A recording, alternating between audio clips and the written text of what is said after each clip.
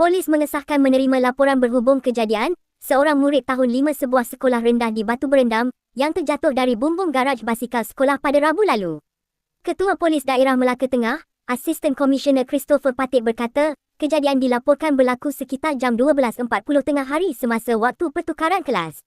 Menurutnya, siasatan awal mendapati mangsa dipercayai bertindak membaling kasut seorang murid lain sehingga tersangkut di atas bumbung garaj basikal sebelum cuba mengambil semula kasut tersebut dengan memanjat bumbung berkenaan.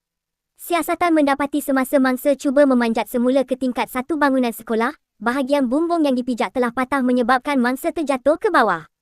Akibat kejadian itu, mangsa mengalami kecederaan pada bahagian kaki kanan. Mangsa diberikan bantuan kecemasan oleh pihak sekolah sebelum dihantar ke Hospital Melaka dan kemudiannya dipindahkan ke hospital swasta untuk rawatan lanjut, katanya menerusi kenyataan pada Jumaat.